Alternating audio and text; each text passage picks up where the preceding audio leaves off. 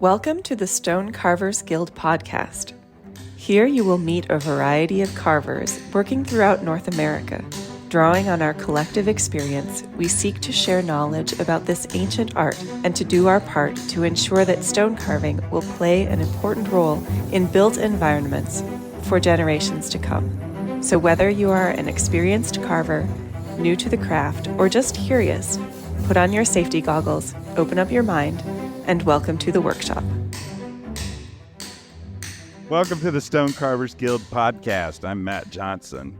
I'm Bethany Lee. And I'm Joel Norwood. Thanks for tuning in, everybody. We've got a good discussion today. Before we get to the really good conversation. Yeah. Well, I'm looking forward to talking with Amy Brier about, just how she got into the spaces that she's gotten into. She's had an interesting life. So, we should have called her to that. President Brier or something, although she didn't seem like yeah like she I don't know how well she would have taken that, but she's a humble leader, leader, right, president of our right. Carvers Guild, yes, president of the Stone Carvers Guild, and I felt I'm glad that when I asked her who talked her into that, she said many people, because I thought she was going to say me. Oh, really? Because I had persuaded her that it was a good job. Oh. And it's actually kind of a thankless job. But she's doing an awesome job at it. It's a lot of fun. Well, she's presided over the start of a new podcast. And that's right. Oh, that's that. True. Guys, we're several episodes in now. Yeah. A few episodes in. How do you guys feel? Welcome. We've gotten to know each other a little bit better. I'm really enjoying getting to know you guys. You know, it's interesting to have a relationship where you really don't know. I don't know y'all at all. But I have really gotten to kind of get to know a side of you guys that's kind of fun to unpack, and I'm looking forward to exploring it more and more. And we get to learn little tidbits of each other. Like, that's for right. instance, your leanings towards pneumatic tools. Bethany. Expand. Well, that's right. That some of us are. But before Bethany answers that question, Joel, so I hear a dog and a child. There's a dog and a child. There's a lot going on in the Unless that's just sound studios effects today. Maybe it is. What else we got here?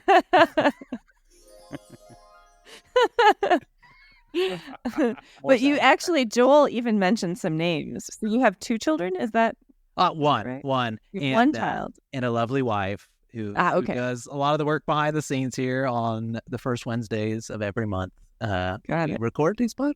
So, yeah. Are you sure you want to use real names? Because, this might blow up. That's a good point. It could blow up. Okay. I'm going to, actually, by the time they hear this, that'll be bleeped out. So their names are Bleep and bleepity bleep. Yeah, bleepity bleep. So my wife, who's named Pneumatic, and my son, who's named Chisel, might be a good segue. And does your dog have a code name too? Annoying. That's the code name for right now. They're upset because it's bedtime. Bleepity bleep is being put to bed, and little slice of life, just another tidbit of getting. We've learned little. We've learned little tidbits about Matthew's life, like that he lives in the 9th circle of hell and that he drinks scotch. Oh wait, no, the 9th circle of hell was cold. Anyway. No. I live in the opposite of the 9th circle. We are going on our 3rd month of 100 plus. Just oh my gosh. Day after day after day. We're really looking forward. Next week, the high is supposed to be 98, and I kid you not, people are excitedly texting photographs of their weather apps, showing that it's going to be only 2 digits in less than 7 days. So that's crazy. Why do people live in Texas? I don't know. I don't know why I live here. Huh. I'm a Texas boy. I grew up in Texas, and I will say that, you know, I have been proud to be a Texan my whole life until recently. Now it's like, man, it's just getting a little rough down here. So I'm thinking of moving up. My long-term plan was to move to Canada, but Canada is now on fire. So I don't know. I know it's no joke. There were several days this summer we had several outdoor activities here in Ohio were put on hold because of the Canadian wildfire smoke. Yep. Who knows? I guess we're all on this rock together, and which is good for the stone carvers because we can keep carving on it, make it smaller. I don't think it works that way. Little by little. Such a fundamental Stone Carvers Guild commune of Newton's laws of matter. Of everything. Just a lot. Just a fundamental misunderstanding of a lot. Like, why would we want to make it smaller? If anything, let's make it bigger. Closer at each other. Yeah, I'm out. So Bethany, you're a non-pneumatic. Yeah. Are you religious about that, or are you just it's just a matter of circumstance? Mostly, I'm poor and can't afford equipment. No, actually, it is deliberate because for me, there's a lot of reasons, but one of the reasons is that for me, one of the essential things that draws me to stone carving is the very sort of corporeal, human, tactile nature of it, and that it is rhythmic. So, and it is. I mean, like, let's be honest about it. In this day and age, it is the most impractical thing to say I'm going to take this block of stone and with my hands remove pieces of it, right? Even with tools, right? Because the machines, they can do whatever you want. And so if you're going to be impractical, I say go all the way.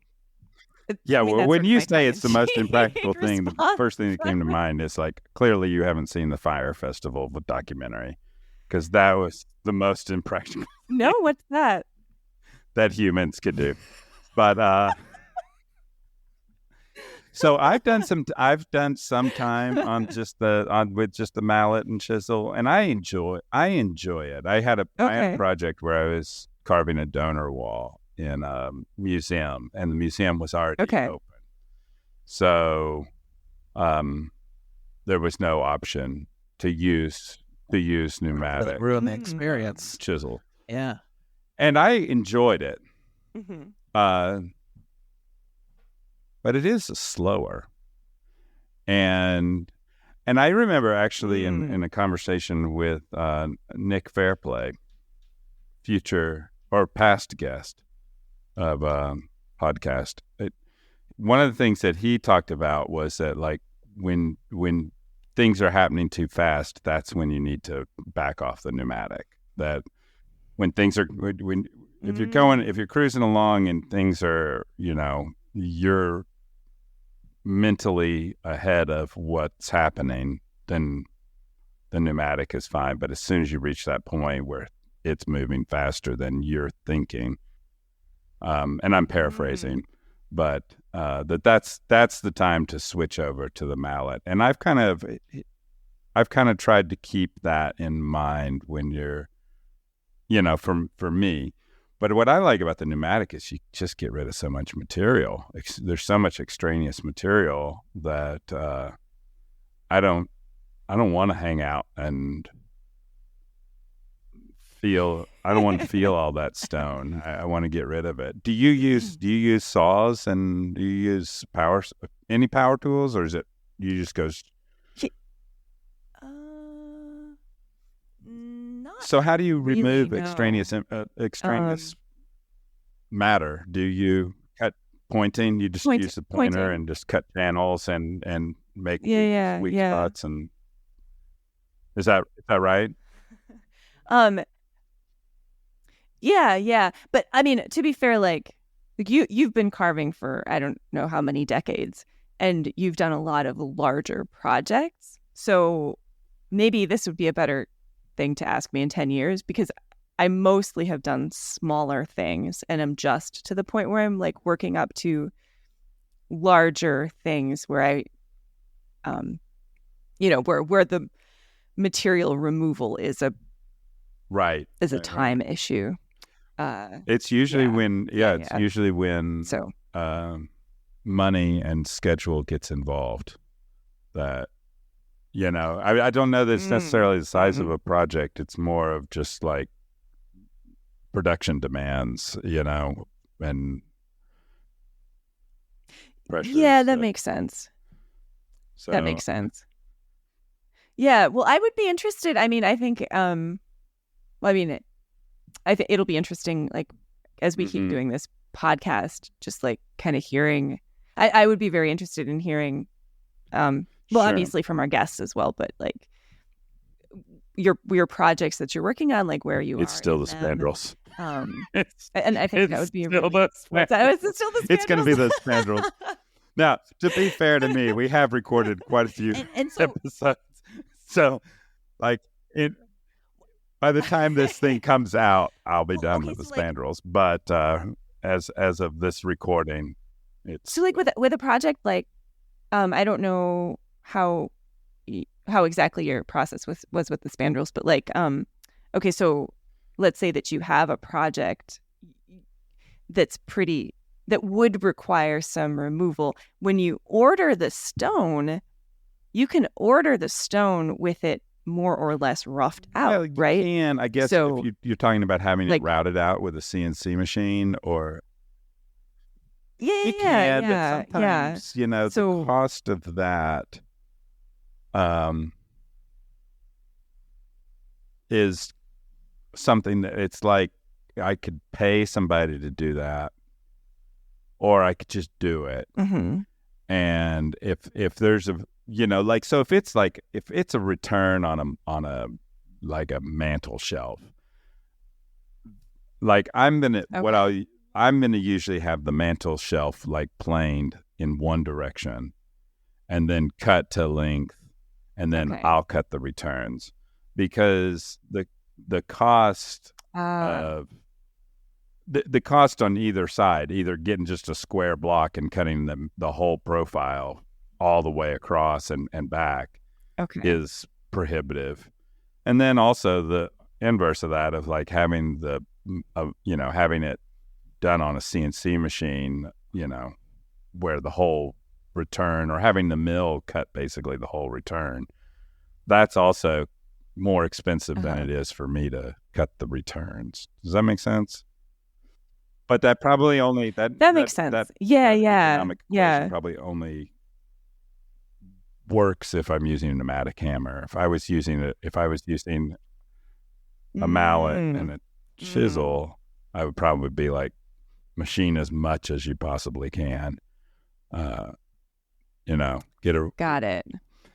But like for like these spandrels that I'm doing, basically I'm dropping everything that's not, it's all vines. And so all the vines so I'm dropping to the background an inch in depth.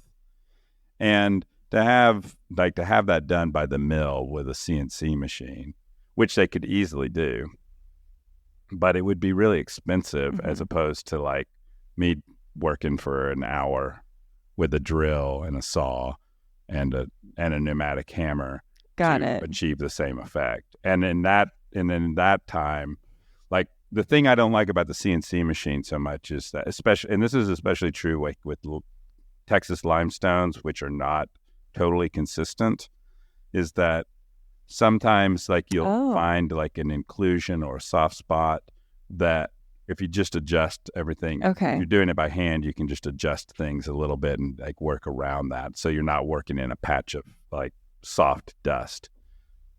You know what I mean? I change the design. But if I just ordered it from the mill and sent them an outline of like, this is what I want removed, then the machine's not going to see that or think about it.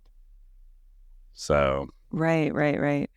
But I think that only works with the pneumatic. I think if I was doing it by hand, it would be exhausting and too time consuming. Sorry to get all nuts and bolts. Yeah. That makes sense. This wasn't exactly like the rumble in the jungle that it was that Joel billed it to be at the beginning of the. I am pretty disappointed in you guys, honestly. No, but I think that's really valuable though, because I think that's the kind of like those decisions, right, of what kind of tool to use in what situation, and like you were saying, that the idiosyncrasies of the particular kind of limestone that you're dealing with. Like that's all the practical kind of stuff that you have to work through, right? In order to figure out like what kind of a carver you are. And so I think that sort of stuff is actually kind of exactly what our podcast is. It's interesting. And in my opinion, Tim Doyle, who has passed away, but I remember him talking about, he would have a client that was like, I want you to do it. I want you to do everything by hand. And he went on this riff. He was a funny guy. He was this wiry, he seemed like an ancient mariner to me, just this wiry guy. And he went on this, and he would hand roll his cigarettes with just like one hand while he was talking. And he did the whole thing, and then he would like to light it up and like he'd do the whole thing with just one hand, and the other hand he'd just be like waving in the air while he was talking. But he went on this long riff about how, if the client's willing to pay for it, then he'll go up to the quarry and he will mill the block himself with a saw and drills, and he will build an ox cart and haul it down to his studio and build a crane out of wood to lift it and, put it on the table. And he'll do all of that by hand if the client's willing to pay for it. So it really is just kind of like, if that's what, there are probably in this world, there probably are clients that would buy in the hands of the right salesperson. Yeah. There are people that would buy into that and be like, yes, I want that. Right. Totally, almost like anti-technological approach to getting this thing done, or at least like kind of a pre-industrial approach to things. Not. Yeah. Are you throwing your name in the hat, Matt? Sure. If anybody's listening that wants me to do that, I'll hire some people to help me. I'm too old to quarry that stone by myself. It sounds hard. No, that's super interesting. And I feel like this is probably going to be kind of an ongoing conversation. Well, I think, and I don't know exactly where you are, and this is a part of us getting to know each other. I don't know exactly where you are in the arc of your career, but I think that it might be that you find that vein of clients that want that specifically and are willing and able to pay for it. And if you do, that's congratulations. That's fantastic. A lot of my clients are builders, and I don't mean to sound so disparaging when I say the word builders. That's a great point, Matt. Like, everybody has limitations. Like, we all have things we value, and then we also have limitations. And, sure. Right. And it's kind of figuring out how you prioritize what's important, and also how you work within your limitations. And part of that is like the creative process, right? I mean, like working within the confines of the parameters of a particular project. That's kind of part of the creative endeavor, just as much as what you're doing with the hammer and the chisel. Also, just how you're managing your time and managing the entire endeavor. Yeah. Creative. Absolutely. You know? Yeah. We should probably get to our guest. Let's get to Amy. Amy Brier is the president of the Stonecarvers Guild. She's I've known Amy for years and years and years, and she's a teacher and lover of limestone. Just a lover of limestone and just a lover of the art and the craft of stone carving. And I'm really looking forward to our conversation with her. Great. So, Amy, how do you introduce yourself? I'm Amy. I'm a stone carver, educator, artist, lover of limestone, and president of the Stonecarvers Guild. Let's not forget. That's right. There we go. That's right. That's the important one. We should start with considering that if this is the Stonecarvers Guild podcast, this is our podcast with our president. So, yeah, how did you get involved with the guild, and then how did you become our fearless leader, and what do you do? I got involved when Tim Doyle got a hold of me. I didn't know Tim. I didn't know about the guild. I remember he came down and met me, and we talked about having a guild meeting here down in Bloomington. And so I organized a meeting with visits to the various limestone sites of interest. And then I became a professional member. And then a year and a half ago, I was voted president. A huge honor, especially being the first woman president. What's it like in an industry that is so predominantly male? It's interesting. I moved to Indiana from New York City. I left my job as a stone carver at the Cathedral of St. John the Divine and came here for graduate school because I decided I wanted to be able to teach as I got older and not have to rely solely on stone carving. And so the combination of the stone, which I had been working for 6 years in New York, and the university brought me out here. And I went and introduced myself around the big stone mills and was surprised. I think Hoosiers, if I can generalize, everyone was very polite and nice, but I never quite knew what they really thought. And I think they kind of observed and waited to see if I knew what I was talking about. And once they saw that, I've never had any issue here. How long did that take? I met another stone carver who at the time was also the director of an area arts council. And I ran into him one day and I said, Frank, why isn't there a symposium here? I had seen symposiums in Italy and I thought, here's the perfect place. And he said, I've thought the same thing. He said, I went to high school with Will Bybee. Let's go over there and talk to Will. And of course, I knew about the Bybee Stone Company even in New York. We knew that they were the top architectural stone company. And we went and talked to Will, and he's another one of these inscrutable, that's the word, inscrutable Hoosiers who, not only that, but he's previous career had been as a ship's captain. So he's this very kind of, I was a little scared of him, but we went and talked to him and he just said, well, sounds like a good idea. And so 28 years ago, started the Limestone Symposium at Bybee, and they have been nothing but supportive since then.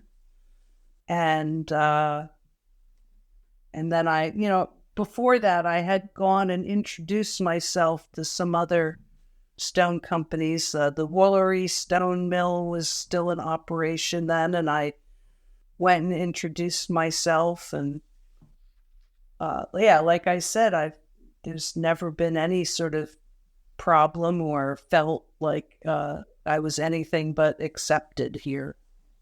And so that was doing the math, that was in like 1995, 96? 95, 96. Okay. Yeah. Wow. And so, and that's something that's ongoing annually. Yes. And are you still involved in that? I took a big step back 2 years ago, and just because it was 25 years and I needed a break, and it's still going on. And this past June, I went and taught there. And so I'm peripherally, like we're going to put on a demo on Saturday. And so I'll go and participate in that, but I'm not running things anymore. Nice. So what does that look like? Who attends and what do you do? And so it's not, we couldn't do a symposium like what we see in Europe because there's not that sort of financial support. So it's really a workshop. And so people come, we have a kids hand carving component, adult hand carving, and adult power carving where they're working with air tools. And it goes on for 3 weeks on the grounds of the Bybee Stone Company.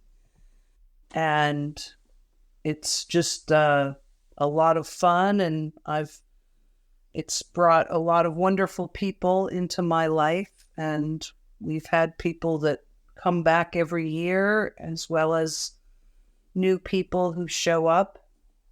3 weeks is, I had an intern this summer, and he was only here for like 12 weeks. And even that seemed like I was racing through things trying to teach him. 3 weeks seems so fast. What do people do projects from year to year that like this return to the same project, or do they? Sometimes there's a piece, people can leave the stone on site and come back. Some people are amazing and can do multiple pieces in a week or two. Other people just get something started and then take it home and finish it. The hand carvers, the hand carvers are working small. The people using power get up to 8 cubic feet of stone. 8 cubic feet? Yeah, up to, yes. That's quite. Sometimes they get that material. Yeah. Do you ever catch people just quarrying the stone and putting it in their truck and being like, "Yeah, it got my 8 cubes." I mean, if I was there, you would see me suspiciously over there, just turning that 8 cubic feet into 8 1 cubic feet. Well, yeah, they'll split it up and maybe work on one piece and take the rest home. Yeah. Oh, that's cool. That's cool. Purchase more stone, or, we have a big pile of scrap. So we've had people pull out, their wheels are practically scraping their wheel wells. You mentioned right at the beginning when you started talking about the symposium, you said that you don't have the something to do like they do in Europe. I'm not familiar with this. Can you tell us, this is something that happens in Europe? What do they do? So in Europe, typically the artists are invited. They are typically get a stipend, and the work then becomes the property of either in Italy, like in Carrara, they'll do it, and the works become the property of the town. I participated in one in Austria, and the work became the property of the organization. I forget the name of it. Whereas here it's, a workshop. So people pay to come rather than get paid to be there. Oh, so a municipality or an organization would host one? Oh, yes. Interesting. We've had a couple in Texas where we have one town in Texas where they annually invite stone carvers to come and participate, and that's a fun little thing. But it's the kind of thing where they get they auction off the pieces at the end, and so it's a fundraiser for them. Okay. But cool, interesting. But it's not really a symposium in the sense that it's this is the focus. If I understand, Amy, is educational. Is that correct? Yes. Yeah. Yes. Mm. Of the limestone symposium is educational. Yes. Okay. Yeah. So you mentioned you were in Austria, and then I know the pointing machine that you sent me. Thank you. Yeah. You said something about that. You had used it in Italy. In Italy. Yeah, I bought it in Pietrasanta. Oh, so tell us about your time in Europe. Was that part of your training, or what did you do? Where did you go? So I got a bachelor's in sculpture and was pretty convinced that I was an additive sculptor, not a subtractive. Mm. We had to do 1 stone carving and 1 wood carving in the program, and I thought, this isn't for me. But at the same time, I remember I would go into the studio to work on my stone carving, and, I would look up and it would be 3 hours later. And then right after I graduated, I did a study abroad program in Italy through the University of Georgia and had a really great teacher there who was a stone carver. And as well as he took us to Carrara and we saw the industry, and I just fell in love with the stone and the culture and everything around it. And then went back to Italy a couple of years later and spent about 4 or 5 months in Pietrasanta. Came back to the States and was sort of trying to figure out how to do this thing, and ended up getting hired on in the stone yard of the cathedral, and really got my training there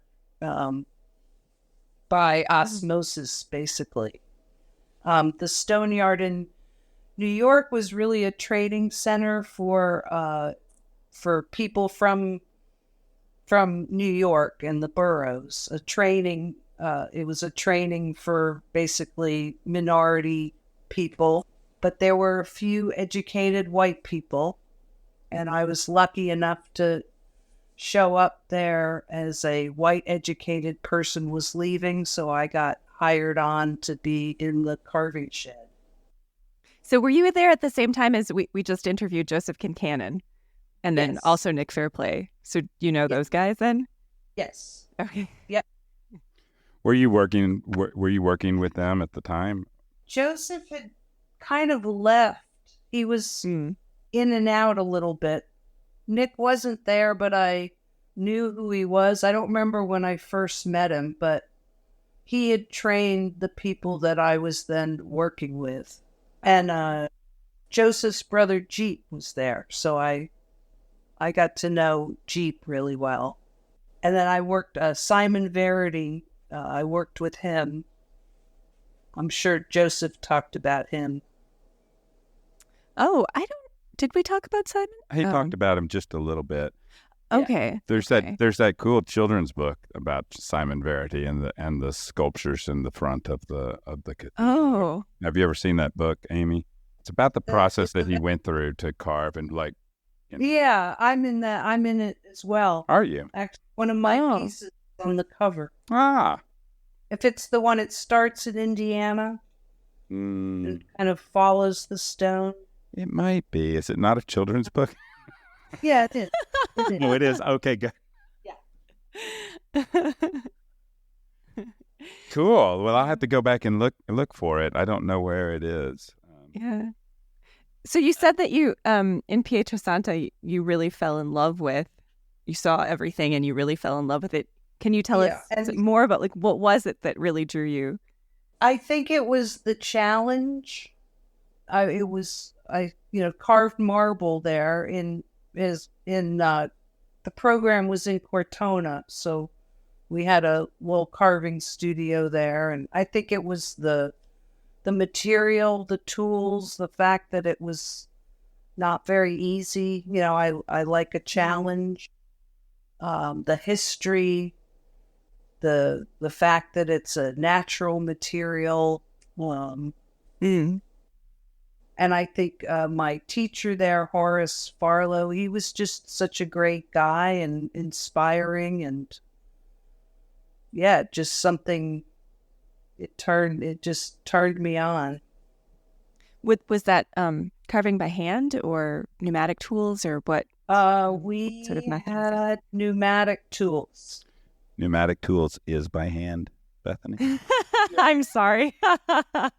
Well, as a pneumatist, I have to cut in. We don't have enough factions in the Stone Carving Guild. I'm sure we can create some. So you were using pneumatics over in Pietrasanta? Well, in where this program was Cortona. He just took us on like a day trip to Carrara. Oh, okay. I got it. And then when I went back, I went to Pietrasanta. Yeah. Mm. Do you remember some of those early exercises that you, or well, I don't know if they would be exercises, but say the things that you, some of your first projects, what are the things I remember the piece I did there, yeah, and I don't know where it is. I somehow over the years and moving, and I think I left it with a friend who I am no longer in touch with, so, but I remember I have a picture of it somewhere. We will be asking you for that picture. Yeah. Yeah. Yeah. Prepare yourself. Okay. So tell us a little bit, like young Amy growing up. Where is she, and how did you start getting interested in even just visual arts in general? Well, I come from a family of artists. My mother went to art school. I have two older brothers. They went to Maryland Institute. So I believe I am really the product of my mother's frustrated ambition. So I was really brought up to be an artist. It was always, it was a perfectly acceptable thing. I went to a school that was started in, I guess, the late 1800s as a sort of a finishing school for girls with the foundation of it was the arts. Wow. So I had an excellent art education in grade school, and then went to art school at Boston University and majored in sculpture. I was never that interested in painting, or as one of my professors there used to say, oh, those people in flat work. Flat work. Yeah. And BU was basically, it was the figure. Right. The figure. And so that's what I got that training, and then, as I said, went to Italy, and we know the rest of the story. And then when you got to Indiana, did you immediately have did you have a teaching position when you moved there, or is that something you discovered? Oh, well, I went for graduate school to get my master's at Indiana University. Indiana University, and I did as a grad student. You get a teaching position, but I taught drawing for 2 years. You taught flat work? Well, drawings. No, I know. And so now I'm the chair of the fine arts program at Ivy Tech Community College here in Bloomington. And so what courses do you teach there? Like you're teaching? Right now I have a carving class right now. And it's kind of complicated. Then I also am teaching art history. It's kind of a long it's kind of too complicated to go in, but I've taught drawing, printmaking, the art of the book, stone carving, 3D design, sculpture in clay, casting in plaster. So I've been there. This is my going into my 14th year there, 13th or 14th year. And how do can you just kind of like walk us through the syllabus of your carving class? Like how do you approach it? What do you try? What are your goals for students? It's very individualized. In that class, I have 6 students. 2 of them have never carved before. 3 of them are senior scholars. So they're people over 65, and the 3 of them, this is the second carving class they've taken from me, and then one of them has also done the symposium for several years, so they have more experience, and I just kind of talk to them. Sometimes everybody will do the same project, like we do this one project we call a face in a corner. So I take them all through the steps of carving the human head. But with this group, I've got the more experienced people, they know what they want to do. And then the beginners, I'm having them start by just doing some simple relief carving of their own design.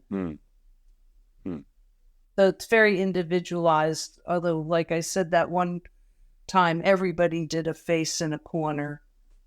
So we talk about it. I, say, what do you want to do? If they don't have an idea, I have several different prompts.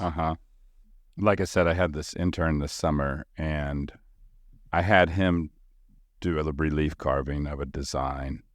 And it worked well, except there were times where I was trying to teach him certain methods or just processes but because it was his design, he was suffering under the illusion that it was his decision on whether to do things or not.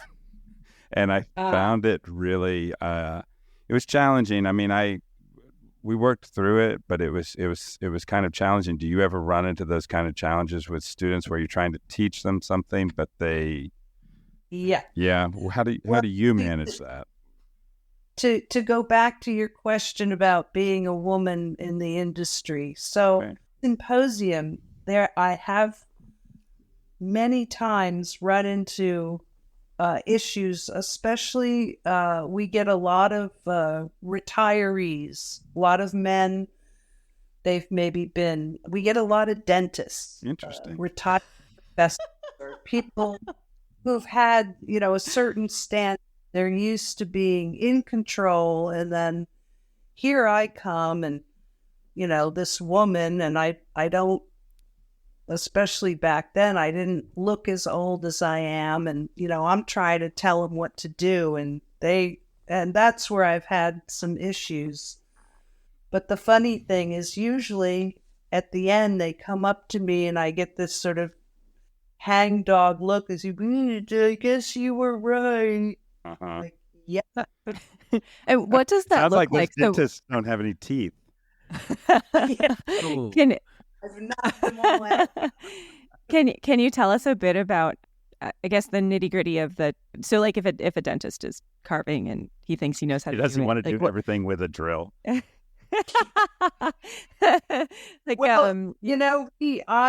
don't, when I was there and in charge, if they're doing too much grinding, I just shut that right down. Sure. Because, lime, you don't grind limestone. Okay. Yeah. So I could get kind of hard-nosed with some of them. And they, of course, didn't like that at all. But then, they usually come around and see the light at some point. So, okay, tell us more about that, you said you don't grind limestone. And you mentioned you were a lover of limestone. Can you tell us about the process of what do you do? You don't grind limestone. What do you do? Carve it with a hammer and chisel. And what I like about limestone is that you're not relying on the beauty of the stone and the color and the veining. Like, it's all about the form. Mm-hmm. And I find that people, and I don't want to be dismissive, but I'm a snob. And I think a lot of people who carve marble or these other more beautiful stones, and they're just there with the disc going at it, and they all make basically the same shape. I can Maybe see there's it. a hole in I can it. see it in my mind's eye, and you're right. There is a hole in it. Yeah. And, and I've taught for the Northwest Stone Sculptors Symposiums, and there's just a lot of that there. And all I can say is, wow, that's a really beautiful piece of stone, and you really polished it up nice. But I'm not interested in those abstract whoopy swoopy with a hole in it shapes. And you do that in limestone, and it might well be concrete. Right. Whereas I'm interested in the mark of the chisel, the chisel finish, the look, the hand is evident. The chisel marks, to me, give it life. That flicker of light across the surface, the textures, I very rarely do I sand, and when I do, it's specific areas to contrast with the carved areas. Amy, on your outstanding website, it says there, in the public commission work area, that you make your carvings to be touched and interacted with, to give dimension to the aesthetic experience. And it sounds like what you're describing there. Why? You were just discussing a little bit more, but is it just because of the personality it brings? The work itself becomes, it starts to have a life of its own at that point, it sounds like. Yeah, and what I like about it is that it draws people's hands towards it. So I do have a whole series of work that is meant to be interacted with, but even the work that is not part of that series, I welcome the touch, and I love it when I see people's hands or sneak out to touch this piece of stone. There's a symposium down in San Antonio. There was before the pandemic that was dedicated. Its mission was to create works of art for the blind community. And there were a couple of stone carvers that I knew that participated in that. And I never got the chance to do that, but that sounds very much like what you're describing on your website, as far as like the, it's meant to be interacted with and tactile way, and not just visually. Not all my work is that. My most recent commission was just installed 16 feet off the ground on a building. So what is it? That is for the renovation of what was the swine barn at the Indiana State Fair, now called the Fall Creek Pavilion. And that one is the first time I've really used technology. So I worked, Sharon Fullingham was my assistant on it, and we made half-size clay models, and Bybee then scanned those and fed that into their CNC machine, which roughed them out at 6 feet, 6 by 6 feet, and then we finished them by hand, quote unquote. Pneumatic and hammer and chisel. But that was really something. I'm looking at it right now, the one with the corn stalks. Is that That is gorgeous. A pig in every corner. Pig in every corner. Is that the motto for Indiana? It's the motto for those. Actually, it's snouts to the left, snouts to the right, corn and soybeans. Oink, oink, oink. Are you kidding me? They chant that at football games?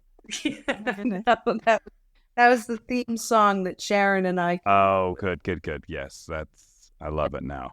That corn, man, those corn stalks. The stalks are awesome. Inspired by the cornfield at the back of your yard, I suppose. Yeah.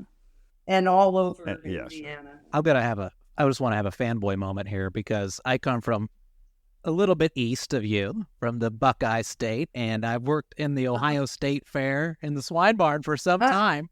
And your guys' renovation over there, they didn't even know, I was into stone carving and things like that. But they've said, have you seen that work of the carved pigs? Really? Absolutely. Yeah. So your name, your work has traveled to the Ohio State Fair swine barn, just so you know. Wow. Well, the architect did tell me that a big contingent of state fair people did come to see the building. Yes. So very cool. Thank you for sharing that. The Indiana State Fair is renowned in Ohio. We sort of look up to it with a golden eye. So well done. That building in particular, it's the largest clear span in Indiana. What does that mean? The largest indoor space. Oh, okay. Got it. Yeah. No columns. Columns. No columns. Yeah. Wow. Yeah. You play a lot of Hoosier basketball around there. Yeah. Man. They're going to sporting, like track and field events are going to happen there, and as well as the National Swine Board or something was involved, and track and field people, and it was like a $50 million job. I love the dozen of eggs, this whole produce cornucopia. Yeah. It's awesome. Thanks. Listeners, visit our we're going to show put notes. these pictures. We're going to put these Absolutely. pictures. Yeah. I'm sorry. Go ahead, Joel. You were getting ready to plug our website. Oh, yeah, absolutely. We'll put our pictures in the show notes because Yeah. these are some pretty cool things along with many of Amy's other projects. Amy, what else have you been working on? Wait, before you sorry. answer that question, stonecarversguild.org. That's where you find it. Absolutely. Okay, sorry. All right, go ahead. Well, AmyBrier.com. Well, yes, but I also for the show notes we're promoting. Oh, yeah. In addition to you, we are promoting our own podcast. Lots of promotion. But I just wanted to say, in those photographs, the pieces aren't finished, and they're not totally cleaned, and they're not totally finished. Oh, you put them in place before you were done? Well, because I couldn't. When we were working on them in the mill, they were flat, and you just couldn't reach the middle. And I wanted to keep them in place, and they're getting light, special lighting as well. Right. So I'm going back in 2 weeks they'll be lit, and they're gonna wash them off, really get all the dust out of all the nooks and crannies, and then I'll do the finishing. Cool. How long are you going to be on the wall? Well, this will be the second pass, so I get one per day, like 8 a.m. to 3. Oh wow, one day. Yeah. Wow. But I'll be able to just finishing the faces, and then just looking at it with the lights to see if there's anything else I want to get to. If you hadn't used this process you said you did some automation with this one. If you hadn't done it that way, can you tell us what would your process have been to do this? Well, I was working with the mill because there's no way I can handle anything that big. So, yeah. So I guess, I don't know. Well, how close did they get it? Like, did they cut it to, what was the tolerance? Oh, I mean, all we had to do was basically, it came out with little, and I can send a picture, just sort of little stair steps. Wow. I mean, it was with 1/8 of an inch. So it was basically just cleaning up the form and putting the texture on it. I was really amazed at how tight it was. And they were three-dimensional form. scans of your clay, like a Clay. quarter scale clay model. Yeah, Half scale. Yeah. Okay. That's pretty cool. That's neat. We've had, who was it that was talking? I can't remember, Bethany or Joel, maybe. Y'all can Joseph remind me. was. Joseph was talking about how, like, using the CNC machine as a tool is awesome, but you put the life into it with the chisel, and it looks like that. I totally see that in these pieces that you're. Yeah, I mean every inch has been gone over. Surely the CNC machine didn't carve the kernels of the corn. Okay. No. And I should say Sharon, who assisted me, she's also a guild member, and she's also a nationally recognized animal artist. And she grew up on a ranch, and she was actually, I think, a judge for 4-H swine competition. So she really, I couldn't have done it without her, because, I don't know from pigs or any of that. So you can't really pick great. a pig out of a lineup. Yeah, I'm from the city, man, and I know a pork chop in the grocery store. That's funny. Well, just know that your pigs are the ones that people will be passing by every time they go in the Fall Creek Pavilion. Very cool. Yeah. That's very cool. And I just, I had a lot of fun pushing those forms. Like, I kept just going, let's push it a little further. Let's push it a little further. And I'm just really glad that I was able to do that. So I don't mean to return to the dentists, but I am curious, like, why, what do you think, have you unpacked, like, is there an attraction to stone carving? Is there some sort of share? Yeah. Like, are we using similar tools or processes that these dentists are really attracted to? Yeah. Dentists they're making little tiny sculptures using grinders and picking and drilling, and so I think it's a kind of a natural evolution. Then she can work big and use these bigger tools, and yeah, I don't know. I think it's. I love the idea of like dentists trading this name, or the symposium name around and sharing it with their other dentist friends. Do you think it counts as professional development for them as well? Professional undevelopment. You wouldn't want them going back to dentistry after. Right. These are carbide tipped. Your tools. I don't know. I don't know about that. It's kind of funny that the dentist thing came up because at Nick Fairplay's studio, when we were working in the room together, there was this one guy who had an air tool, and whenever he would turn it on, like somebody would say, "I feel like I'm at the dentist's office," because it sounded exactly like the little thing that they use, and we would laugh anyway. But but it well, is the dentist. basically the A lot same of thing, dentist right? tools are pneumatic. Right. Driven. Yes, if it sounds. That's a. Yeah. To bring us back to stone carving land. Sorry. Amy, you have a great depth of experience, then also in the teaching world. What makes a good stone carver in training? What would you tell other people? These are the things that you need to focus on to be a good trainee.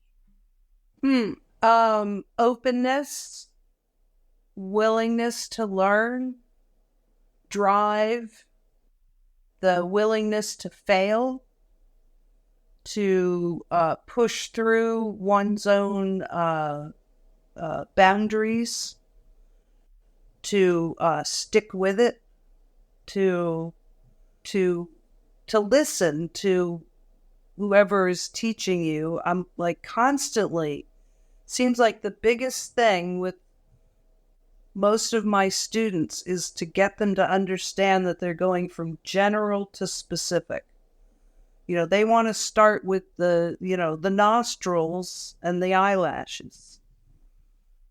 And so you just, willingness to understand the process and to know that it is not a quick gratification. You're going to slog through a long, arduous process. And to have the passion for it, I think. It's not for everybody, too. And I've had students where I realized, this isn't for you, and that's okay. We don't all have to be stone carvers. I don't know if you would consider yourself an academic, but you said you're a teacher, and I don't think there's that many academics in the stone carving guild. I guess I'm curious, like from your website, it looks like you've had the opportunity to do really interesting projects. But I also, I've taught a little bit of high school art myself, and I found personally that trying to teach took a lot of the same energy as the creative process. And so how do you said you were a lover of limestone, a teacher. I forget the other things that you said too, but can you tell us a little bit about what it's like to be an academic, a teacher, and a stone carver, and how you make that all fit? Yeah. So the longer that I've been teaching, the more it becomes part of my own artistic process. So I am creating the opportunity for others to experience not only stone carving, but creativity. And so it's become satisfying in that way, if that makes sense. Yeah. So the things that you make, so you said that the teaching becomes part of the creative process. So can you give us an example of how your work develops out of that, or how it's informed by it? It's not that it informs my work. It just is another aspect of being a creative artist. It's like the interactive aspect of my reliquaries. It's like I'm letting other people in on creativity and giving them opportunity to experience creativity through this material. Can you, or whatever material. Can you just quickly tell us about your reliquaries? So they are a series of spherical carvings that are made to be rolled in sand by the viewer. So in some ways, it's a very I'm in control of the whole thing, but the person rolling it and creating this pattern in sand, I've seen over and over this sort of spark of oh my God, this did that. And they're just so cool. I want one. Thank you. They really are. Yeah. I've is that a coined word, or is that a word? Is there a history of this? I You made it up. Yeah, the word. Of course, the idea is not mine. Oh, where's the idea?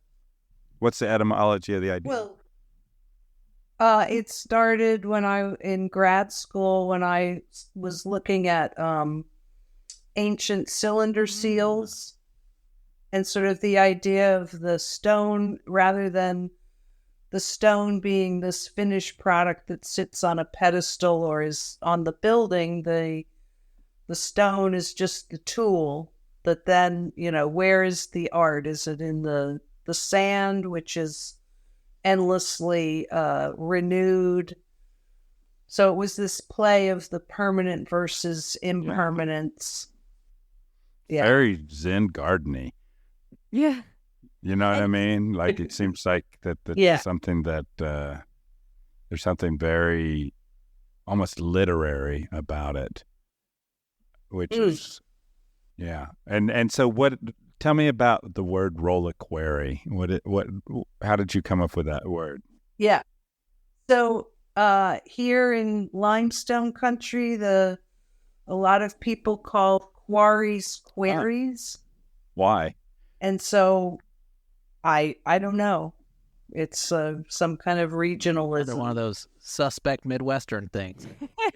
That's right. So it was like, the balls roll plus the word reliquary. The reliquary is a container for a object related to a saint, typically.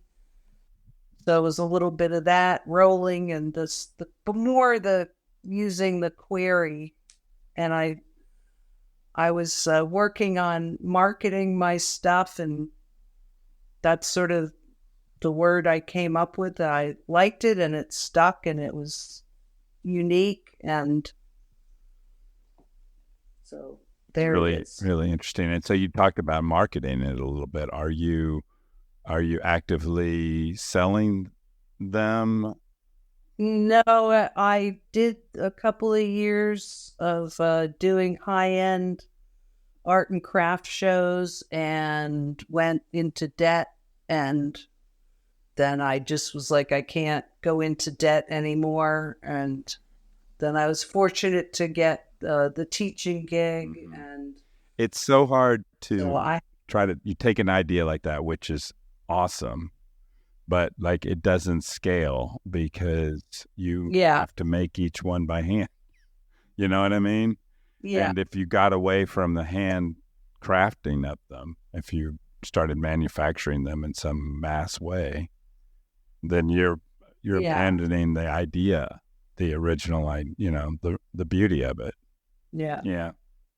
So now the nice thing about the teaching gig is I don't have to rely on the carving to make money. So, things like the swine barn thing, I can just do that and enjoy that. And although I got contacted recently by a international company that makes pharmaceuticals for animals, both pets and livestock, and talking to them, I haven't heard back, but I had a great initial conversation with the marketing woman who contacted me, and she's talking about how their CEO talks about how they're global and he wants everybody at a round table and everything round. And so I'm, pushed an idea of the reliquary on them. So I'm hoping they get back to me and I could do when they want a signature piece for their new headquarters, which will be in Indianapolis. And what do the ones that I've seen in my memory are of like there's koi fish, and what other iconography or images have you used?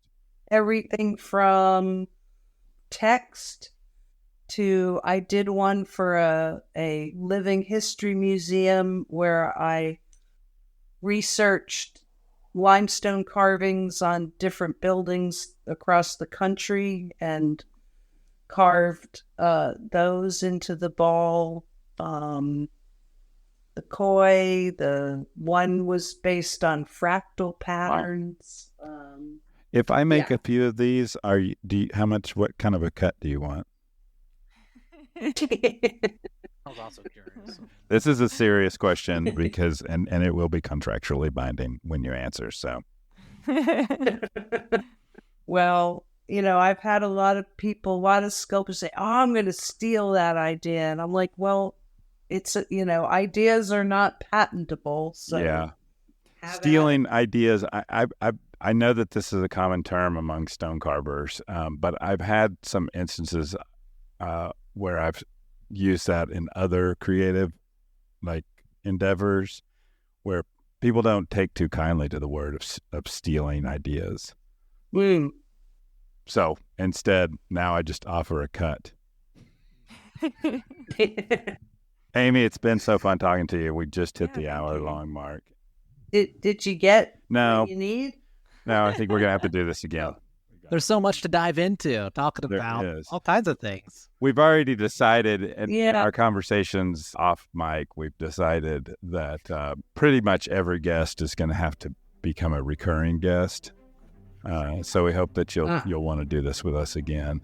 And we'll Absolutely. we'll check in with you and see how things are going in the near future. You've been listening to the Stone Carvers Guild podcast.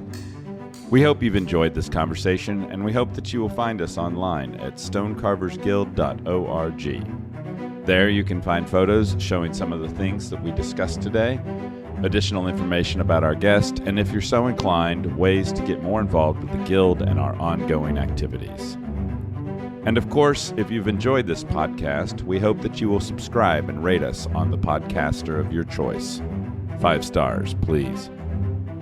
We'll be back in a month with a new episode, so until then, keep your hammer up and your chisel sharp.